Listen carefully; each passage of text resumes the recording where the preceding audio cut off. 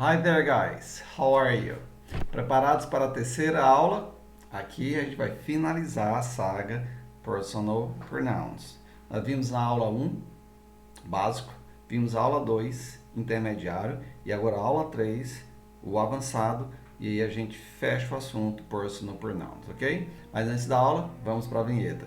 Até daqui a pouquinho, aguenta aí.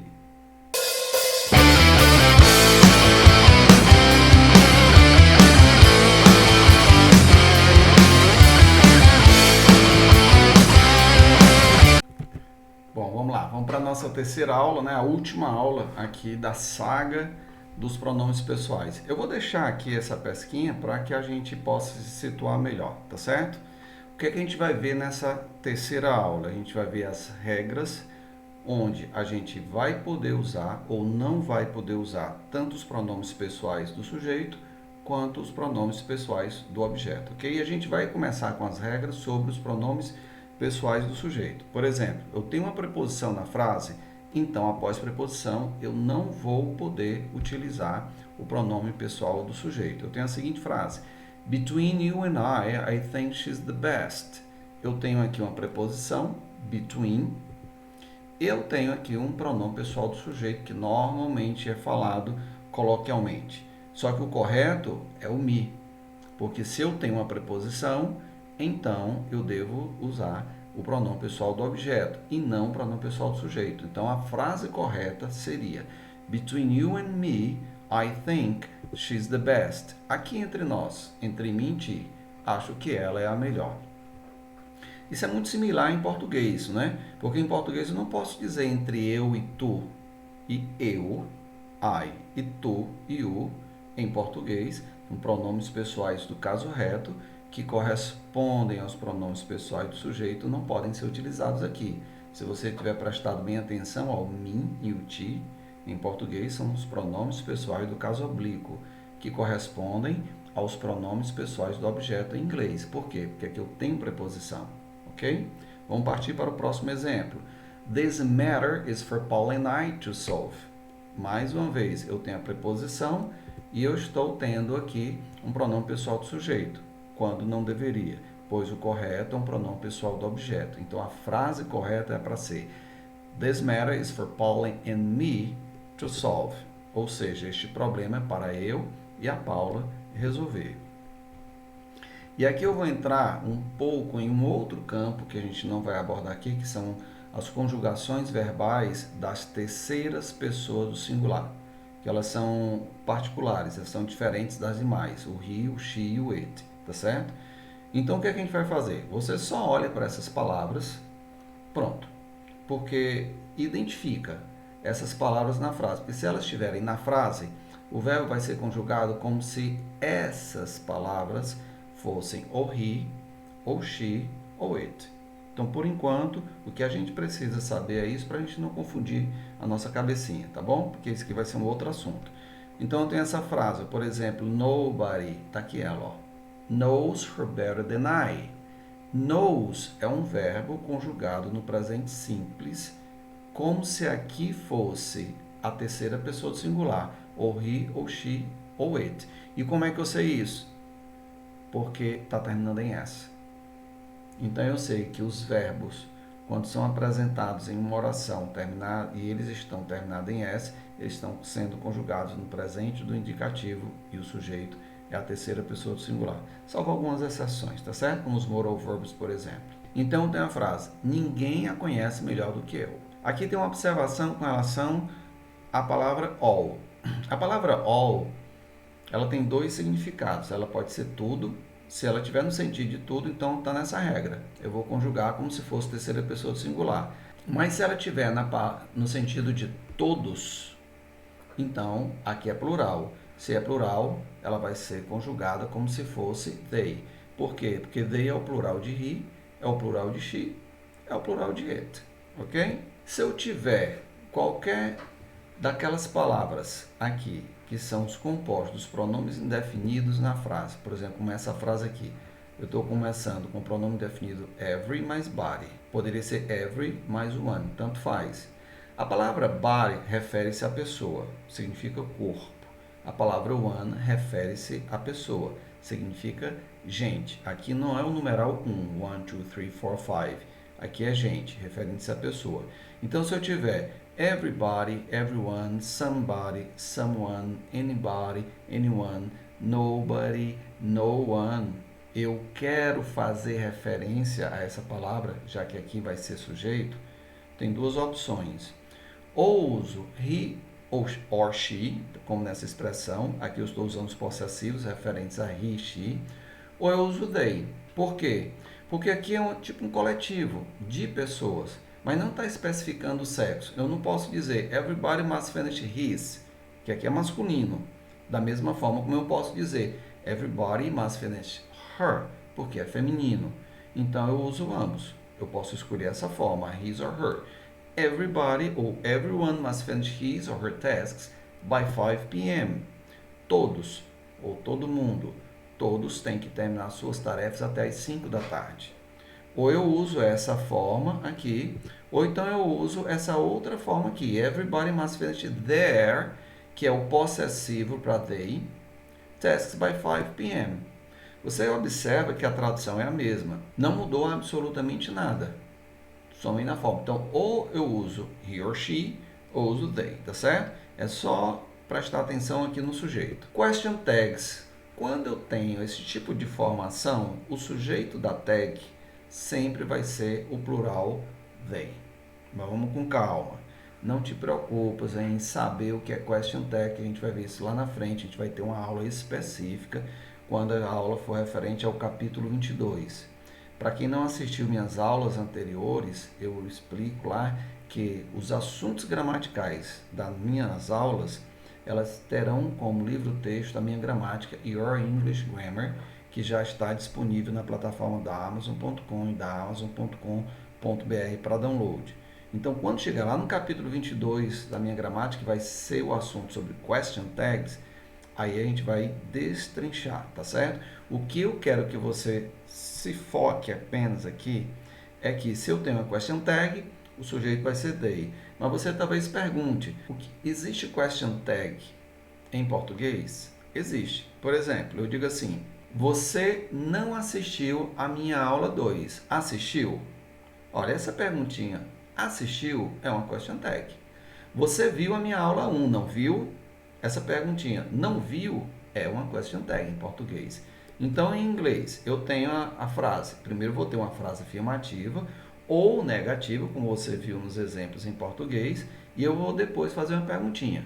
Se a frase tiver sido afirmativa, a pergunta é negativa. Se a frase tiver sido na negativa, a pergunta é na afirmativa. Então, eu tenho aqui, everybody wants to learn English. Todo mundo quer aprender inglês. Don't they? Se eu tenho everybody, aqueles compostos, eu vou usar they. Todo mundo quer aprender inglês, não é? Aqui é uma tradução livre, a question tag, tá certo? Veja que eu nem sequer uso na tradução o pronome pessoal eles ou elas. Então, todo mundo quer aprender inglês, não é? Agora, se os pronomes lá, indefinidos, os compostos, não tiver nem body, nem man, e tiver thing, porque thing significa coisa, logo coisa objeto, então vai ser o it. Então se eu tenho something, anything, nothing, everything, qualquer coisa, thing, que é coisa, vai ser it sujeito. Something is wrong, isn't it? Alguma coisa está errada, não está? Tranquilo? Então só para a gente ficar craque nisso aí. Se a frase terminou lá, a frase não, o pronome, o composto pronome definido terminou em body ou one, everybody, everyone, então a tag vai ser they. Se no lugar de body, de one, eu tenho thing, então a tag vai ser it. Pronto, bem simples, não é? Dica, em inglês o pronome pessoal eu, que é I, ele é representado por um I maiúsculo, nunca minúsculo, tá certo? Você talvez até diga, Ivaldo, eu já vi o pronome pessoal eu escrito com I minúsculo. Isso é muito informal. Evite utilizar isso, tá certo? Principalmente se for numa situação profissional. Por exemplo, você está nos Estados Unidos, está pleiteando um emprego e o funcionário do RH pede para você fazer uma apresentação de si mesmo em poucas palavras, em poucas linhas, e pede, ó, se apresenta aqui para mim. E aí ele vê que você escreveu I com I minúsculo, você já perdeu o ponto. Porque ele já identificou ali que você não domina a norma culta da língua inglesa, tá certo? Então não é bom. Então nunca escreve eu com I minúsculo, sempre com I maiúsculo, ok? Quando eu tiver um sujeito composto, por exemplo, João e eu e a Maria, o pronome pessoal eu, em inglês, I, sempre vem por último. Você viu que no exemplo que eu dei em português, tanto faz. Eu posso dizer eu e Maria, eu posso dizer Maria e eu. Em inglês, não. Em inglês vem sempre por último o I. Então eu tenho Martha and I are good friends. A Marta e eu somos bons amigos, sempre no final, tá certo? Mais dois usos aqui dos pronomes pessoais do sujeito. No short answer, eu vou ter que usar o pronome pessoal do sujeito e vou ter que usar um verbo auxiliar. Ou quando você quer confirmar, por exemplo, alguma coisa, uma declaração. A pessoa chega para você e diz, I like English. Eu gosto de inglês. Aí você quer dizer eu também. Temos uma, duas, três, quatro formas corretas gramaticalmente para dizer eu também. I do too, I do as well, so do I also do. Quatro corretas. E uma, só uma errada. E adivinha o que é que o pessoal usa? A errada. Me too. A gente está falando em questão gramatical, tá certo, pessoal? A gente não está criticando ninguém aqui. Mesmo porque em português a gente comete o mesmo erro. Não em dizer me também. A gente fala eu também. Mas a gente sabe, assim como no inglês, no português e no português, a gente não pode começar uma frase com pronome oblíquo. Mas é o que a gente faz no dia a dia. A gente diz, me empresta teu livro, me faz um favor, me liga mais tarde. Ou você fala, liga-me, faça-me um favor, empresta-me teu livro. Ninguém fala isso, né? Então, você opta a forma como você quer falar e ninguém vai criticar, tá certo? Mas, se você está prestando um serviço não, desculpe, está prestando uma prova de proficiência em inglês, aí você não tem que optar nada. Ou você faz o que é correto gramaticalmente, ou você erra a questão, tá certo? Outro exemplo, who did this? Quem fez isso? She did. Ela fez. Foi ela. Pronome pessoal do sujeito e o auxiliar. Quando eu tenho as palavras as, que significa como, e then, que significa do que, vou ter que usar o pronome pessoal do sujeito. We received the same notice as he did. Recebemos a mesma notícia que ele. Pronome pessoal do sujeito, porque eu tenho as aqui. Agora, perceberam que eu não coloquei na tradução nós recebemos? Porque não precisa, não é verdade? Na hora que eu conjugo o verbo receber como recebemos, só tem uma opção em português para o sujeito, que é nós. Em inglês eu não posso suprimir isso aqui. Você sabe por quê? Você sabe, né? Você assistiu a aula 2, lá também bem explicadinho isso aqui. Então vai lá na aula 2 se você não lembra e você vai ver por que nós não podemos suprimir o sujeito na língua inglesa. My elder brother is taller than I am. O meu irmão mais velho é mais alto do que eu tenho um than. O que é que acontece? Mais uma vez, coloquialmente falando no dia a dia, a grande maioria das pessoas usa o than me. E eles falam assim, my elder brother is taller than me, em vez de than I, ou than I am. Tanto faz, ok? Bom, por que se dá isso? Porque muita gente pensa que o than é preposição. E nós vimos lá no início que depois de preposição não podemos usar o pronome pessoal do sujeito. Acontece que o than aqui ele não é preposição, ele é conjunção. Então, temos que ter o pronome pessoal do sujeito, ok? Caso especial com to be. To be é um verbo muito especial da aula de inglês. É tanto que nós vamos ter duas aulas específicas para falar sobre o to be. Muito embora ele seja muito fácil, principalmente na conjugação. Mas ele tem umas particularidades. Aqui é uma dessas. Por exemplo, depois dele, nós não devemos usar o pronome pessoal do objeto, somente o pronome pessoal do sujeito, mas coloquialmente é o que as pessoas usam, o pronome pessoal do objeto. Por exemplo, it is me who will give her the news. As pessoas falam assim, mas gramaticalmente, it is I who will give her the news. A tradução é a mesma, né? Serei eu quem dará a notícia a ela. Só que a forma correta, gramaticalmente falando, é essa daqui, tá certo? Um outro exemplo, você vai já entender. It was me at the door. It was I at the door. Tanto no primeiro exemplo, nós tínhamos o verbo to be no presente, né? Esse. E aqui nós temos o verbo to be no passado, was. Por que que isso acontece, pessoal? Nessa frase aqui. It was I at the door. Era eu à porta. Porque no verbo to be, por ser um verbo especial, ele faz com que esse pronome que vem depois dele, ele assuma a função de sujeito.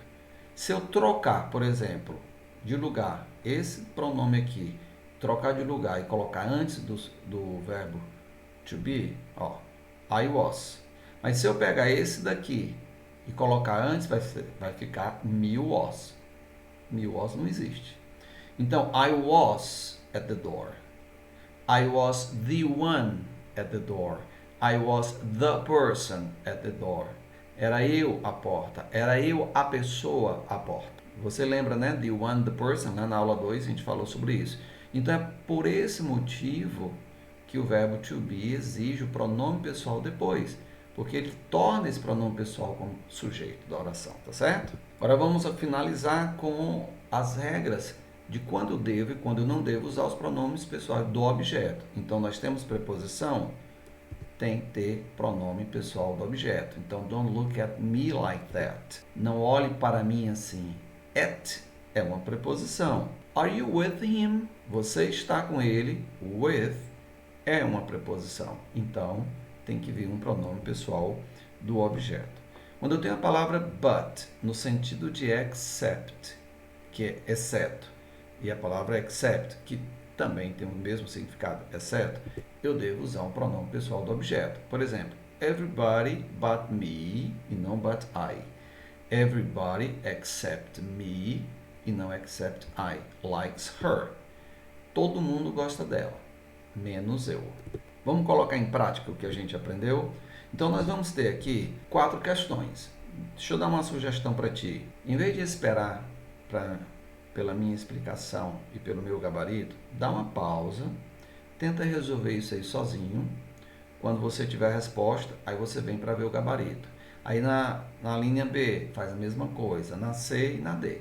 Aí fica melhor, porque aí você vê o grau de absorção do conhecimento seu nessa aula, tá bom? Então vamos aqui.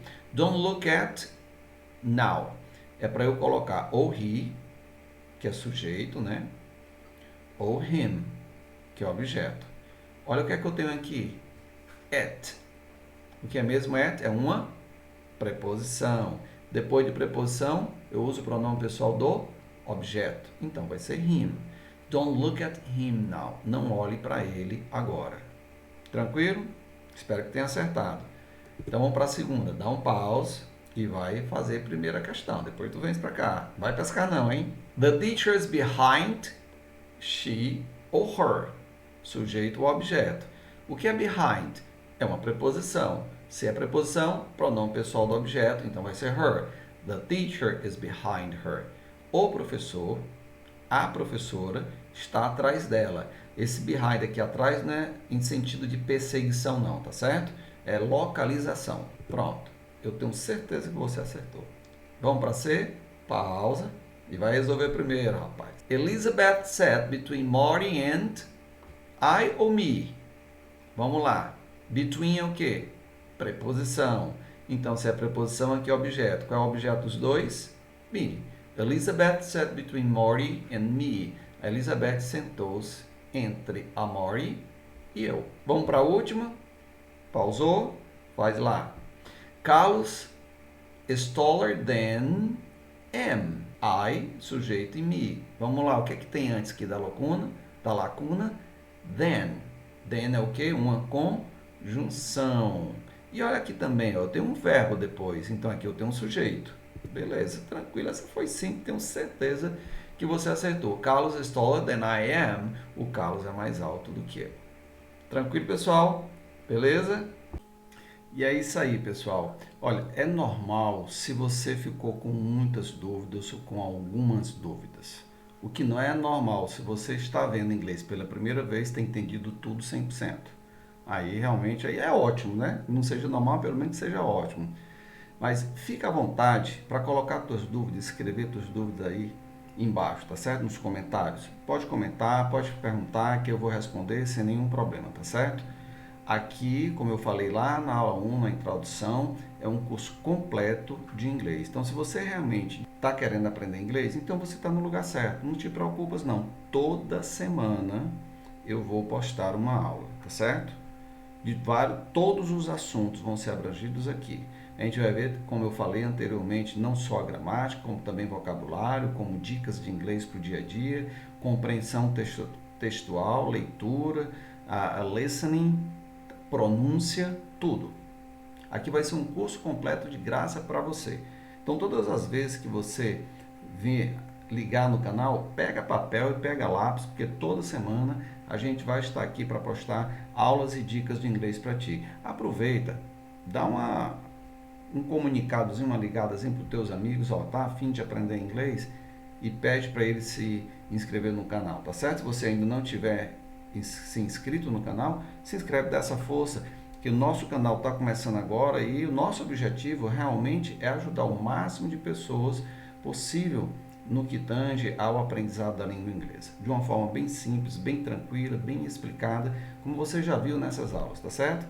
Então conto com a tua curtida, com a tua inscrição e com o teu compartilhamento. Grande abraço, see you next class, bye bye.